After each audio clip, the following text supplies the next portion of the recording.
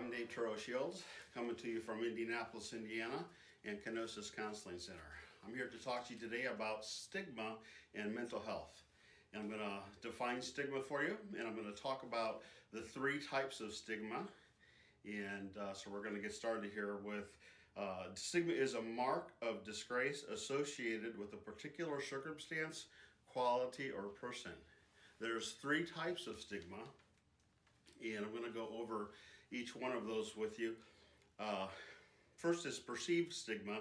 It's basically how you feel like others see you in your family, in your community, in your workplace, or in your school. There's experienced stigma, and that is how folks have treated you in your family, your community, at your workplace, or in your school. I remember distinctly, I grew up in a working class family, very hard work ethic. But I remember my father, as a kid, used to say things like, pull yourself up by your bootstraps, boy, and get to work. And he applied that to many things in life. And so I remember that explicitly being fed to me anytime I struggled with something. It was pull yourself up, bolden yourself, and just gut through it. And so that was some early training by my dad. And I also remember shadow boxing with my father. And so he would slap me in the face when we were shadow boxing. And if I started to cry, he would slap me harder until I stopped crying and then got angry and would then punch harder. And so that was some more training by him on how to be tough in this world and get through softer feelings and get to feelings like anger to get me through tough spots. And so that was the survival message from a working class dad. And we know that working class folks have a lot of stigma around not getting help for themselves when they struggle with things like mental health. So we're going to talk a little bit about self-stigma. And self-stigma is how you internalize all those messages you get from family, community, work, and school as you grow up. It's some of the internal messages that you give yourself when you start to struggle with things that end up being out of your control. But you feel as though they should be in your control. And so you get stubborn and you decide, I'm not going to ask for help, I don't need help, and I can take care of this on my own. You may even have others in your life who notice that you're struggling, try to offer advice, and you shut them down very quickly. Or other folks in your life may not know at all that you're struggling, and you're in this in isolation and alone. When folks that have a lot of self-stigma do get into counseling and have a lot of self-stigma going on, they're often very difficult clients. They will struggle. They don't have a lot of self-awareness. They don't have a lot of insight. They often are non-compliant with medications that they're on for mental health issues, for depression or anxiety or other issues, and will be non-compliant with their medications. They often have low self-esteem, low quality of life, will have an overall depressed mood. A top priority if you're working with somebody with a lot of stigma around their perception of themselves in getting help is to work with their stigma, is to work with their perception of themselves as people who need help. Because if they don't deal with that, then they won't surrender to the process, and it will be difficult for them to receive help and to internalize that help in a way that's beneficial to them. There are folks that drop out of treatment early. There are folks that come a couple times and then disappear. There are folks that leave therapy and decide, I knew that wasn't going to be helpful to me, and so I gave it a try, and see, I was proved right. It didn't help, and so they leave and bolster their opinion that they're better off alone. And so you've got to be ready for them in the counseling room. And as family members, you've got to be ready to support them in the process once they get into counseling, to know that it takes time, to know that they're not weak in having gone to counseling, and to know that nobody's going to judge them for doing so. It would seem that we're not the only ones who struggle with stigma. In Germany, there was a study done of 12 to 17-year-olds where only 18.2% of those folks in the study who qualified for having a mental health disorder that was diagnosed, only 18.2% of those folks got help. That is abysmally low and a terrible statistic. Those folks have a national program in place now to help deal with the stigma and help get more folks into treatment. Another study of over 11,000 people in Norway showed that folks ages 15 to 16 found that only 34% of those folks with increased levels of depression and anxiety sought help in the previous year. Another terrible percentage of folks. In an Australian national survey, only 25% of kids aged 14 to 17, only 25% of those folks diagnosed with a mental health disorder received help. So this is an issue that seems to be worldwide. If you are Black, if you are of Asian or Pacific Rim descent, if you are lower class, you're at higher risk for stigma, you're at higher risk for not receiving help, you're at higher risk for not going for help.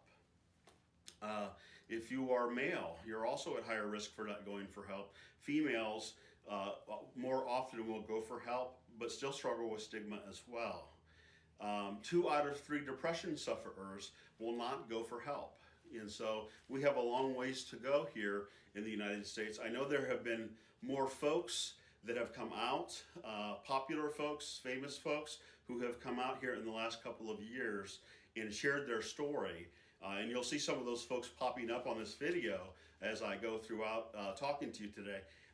And some of these famous folks I'll show on this video, and they've also come forward to share in interviews on TV and in magazines that they have indeed struggled from things like anxiety, bipolar disorder, depression, etc., that they struggle. And they want their story to be known to help other folks know that it's okay to come forward and seek help as well. Some of the reasons that people don't seek treatment.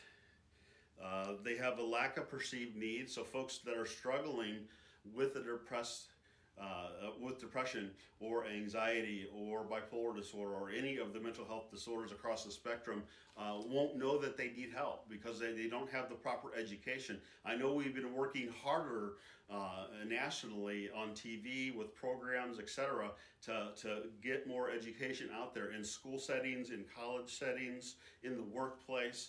But folks still don't know what depression is. They don't know what anxiety is. They don't know what bipolar is. They don't know what schizophrenia is.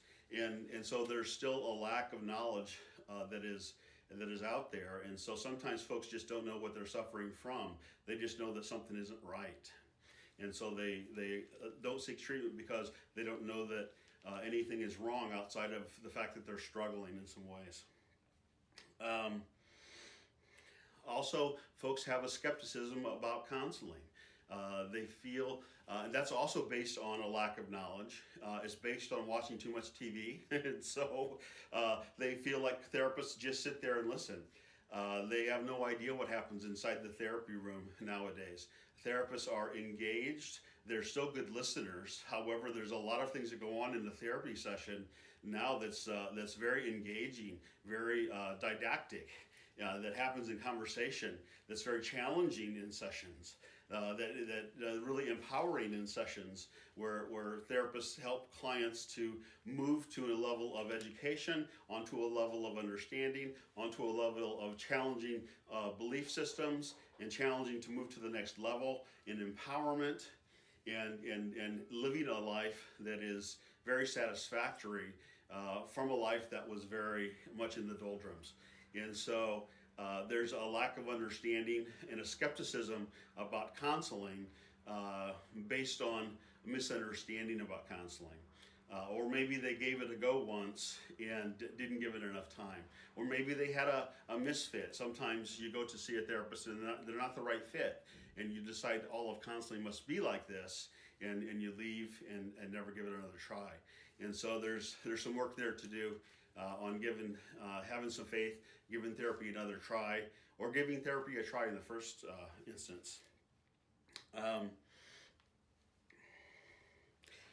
There's also the fear of being judged, and so folks won't seek treatment out of a fear of their best friends or their family or their coworkers or their school friends judging them as being weak or not being manly enough or not being strong enough to do this on their own. And so there's also that don't forget the self stigma that folks suffer from, and they have that internally working as well, and so they're judging themselves. That is a way to not enter into treatment, where they're feeling like they might need help, but they're also fighting that internal judge that resides inside as well. External judge, afraid of other folks judging you as weak, afraid of that internal judge judging yourself as weak. And so oftentimes folks will evade treatment for some of those reasons as well. This comes from a place of shame. When you grow up like I did, the examples that I gave earlier, when you're not tough enough to fight through it, somehow you feel like you're inadequate. Your self-esteem will take a beating for that, and you'll feel like somehow you're not strong enough to handle some of these problems, and that you're somehow not good enough to do so. And that's actually an untruth or an irrational thought. But based on the way I grew up, that's what I believed at one point in time before I indeed sought help for my own anxiety and depression issues. So I had my own demons to fight, my own upbringing to fight, my own stigma to fight before I relented and surrendered to proper care. And it actually took a lot of courage on my part to do so. Whereas I thought of it as weak initially and realized how difficult it was for me to take that step and to continue to take that step as I continued in therapy over the course of some years. And it took a lot of courage, and it took a lot of persistence for me to find the right people, to find the right support systems, and to stick with the process over the course of time. Folks have to learn how to surrender to win. Folks with a lot of stigma are typically stubborn. Jack Nicholson comes to mind, and in fact, if you want to watch a movie that takes somebody who's very set in their ways to somebody who's semi-open by the end of the movie, take a look at Jack Nicholson's movie As Good as It Gets. And if you've seen it before, watch it again. And watch how set in his ways that he is. Watch how much stigma that he has, how much self-judgment, how much judgment he has of others as well. And watch in that movie how he moves, how he becomes moldable, how he becomes more open, and how he shows courage as he moves throughout that movie and becomes somebody different in the course of this movie and at the end. And so a great movie to watch. If you're wondering if you have stigma or suffer from stigma, there's a great quiz at curestigma.org that you can go and take. And so I challenge you, or if you're watching this knowing that somebody that you care about has stigma, have them go to curestigma.org and take the quiz. And you may be shocked with the results, or they may be shocked with the results, but it's a good quiz to take. I took it before I gave this speech or this video here, and I'm glad today that I don't have stigma, but I looked at the quiz and every question in it as if I were a high schooler or an early college age kid, and I would have answered much differently if I'd taken it back then. Surrendering to good support, surrendering to good therapy treatment is not for the weak. It takes guts to do that. And so also know that if you're a kid, whether you're in grade school or high school, maybe even in college, or if you're a good friend as an adult to somebody who suffers from a mental health disorder, it is okay to ask for help. If you're a sworn friend to a grade schooler or a high schooler who's suffering, and they're close to being suicidal or taking their life, or they're isolating horribly, and you're scared for them, it is okay to ask for help. If you're going to be a true friend, you need to understand that you're not prepared for or know how to help them. And it takes years of training and your own personal work as a psychotherapist to know how to help somebody in these kinds of circumstances. And so it is completely okay to be a true friend and ask for help from an adult. And so you're not betraying that friend, although they may be angry at you at first. You may be saving their life, and you may be getting them the kind of help that they've needed for some time now. And so it's okay. And you can reach out to help to me to start with. You got to start somewhere. You can leave a comment. You can go to my Facebook page at facebook.com/Kenosis Counseling Center. I'll leave some of that information in the information below the video today, and a lot of other information I'll leave below, as well as some support links as well. So hang in there. Stigma often leads to discrimination as well. It may be obvious or indirect. You may experience discrimination by a comment or a remark that somebody makes about somebody struggling, making fun of them, or making fun of you. That you're lazy, but you're depressed, and somebody sees you as lazy. That you're anxious, and somebody makes a remark about you snubbing somebody socially, when in fact it was your anxiety that made you pull away from that group earlier in the week. So there's a lot of stigma that goes around, and it becomes a discriminating factor in your anxiety or depression or other mental health disorder. And so discrimination is very real. It happens in social groups, in systems like school or work, happens in families when folks don't understand what they're dealing with, or they don't know how to support you. So very real. You've experienced it. And you could probably list out, if I asked you to, the places and the people and the kinds of things that you've heard that have hurt your feelings, that have possibly made you angry, that other people have said in ignorance, or maybe not in ignorance. They may know that you struggle, and they have their own stigma, and they don't feel like you're pulling up your bootstraps and getting to work. And so they simply don't get it. And they're not the kind of support that you need in your life. So some of the harmful effects of stigma. There's a reluctance to seek help, which we've covered here today. There's a lack of understanding by family and friends, by workplace folks, by school place folks as well often. There's job discrimination, where you may not be understood or supported on your job. There can be job discrimination on the front end. So if you go into a job and they give you an application, they may often say in those applications, do you suffer from a mental disorder? And so you're often stuck in those moments of being honest and writing yes in describing what's going on, or writing no, because you're afraid. And it's true that some places of employment will discriminate and not hire you because of some of these struggles that you've had, even if you're in recovery. So there's job discrimination.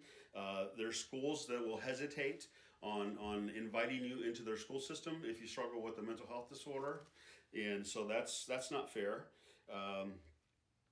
There are social groups that will reject you, clubs or social groups at school. They may do it vividly or subtly. You may have already experienced some of that. Housing discrimination also exists. You see on some of those applications asking you if you suffer from a mental health disorder. And so not fair in some of those situations. And even in the U.S., we do not have a national campaign focused on stigma.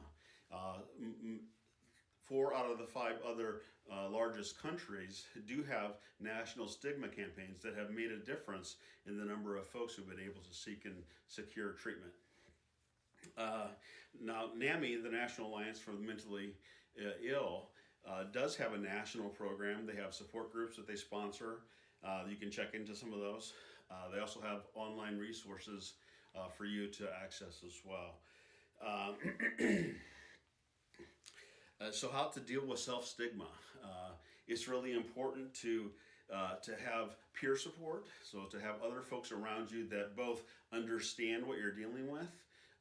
Maybe they're dealing with the same thing, so you've got peer support and fellowship that can understand from a personal standpoint that they're struggling with the same thing, or peer support where they try to understand and educate themselves about what you're struggling with and try to support you from that angle as well. Now, steps to cope with stigma. Seek treatment. Get yourself into some kind of therapy environment, whether it's group therapy, support group, individual therapy. Get yourself some help, especially if you have done everything that you know how to do and it hasn't made an impact on your recovery. If you've toughed it out, if you've tried to be bold and strong and tried to get past this and you've just not been able to do it, it's okay to lay down your sword and ask for help. It's an act of courage. It's surrendering to win. And it's important to know when to do that. Fight the fear about being labeled with a mental disorder and hop to it. Treatment will provide deserved relief from symptoms. You will feel relief from your symptoms if you ask for help and follow the advice of your psychotherapist and possibly your psychiatrist for medication. The symptoms that you're struggling with have probably already affected you personally. They've affected your family. They've affected your schoolwork if you're still in school. They've affected your work if you're in the workplace. They've affected your social circles. It's easy to see once you start looking at the impact of the symptoms that you struggle with this mental health disorder, that you need help. Your struggle with your mental illness is not your fault. You didn't bring it on. You didn't ask for it. There's nothing that you did to cause you to have this kind of disorder or struggle. It's important to know that. There's nobody to blame. If you had cancer, we wouldn't blame you for having cancer. If you got the flu, we wouldn't blame you for having the flu. It just comes along in people's lives. Some folks get it, some folks don't. And it's just important that we know it's here, that we see it for what it is, we understand what we're dealing with, and we try to move forward with the right treatment plan. And so it's okay to get help. It's nobody's fault, and you're not weak or stupid or dumb or any of those things. It's okay to get help. So in closing, I just want to invite you into a new story. I want you to realize there's been some gold nuggets in your past. There's probably a lot of appreciation. I had a lot of appreciation and gratitude for what my family provided for me growing up. They set a great example in their work ethic and in their loyalty as family members for me, my parents. They gave me ability to dream and envision a life where I could go and accumulate whatever I wanted to do in a way that I could have it through hard work and dedication and a growing vision of what I could produce in my life. And so I have a lot of love and affection and a lot of gratitude for what I got as a kid.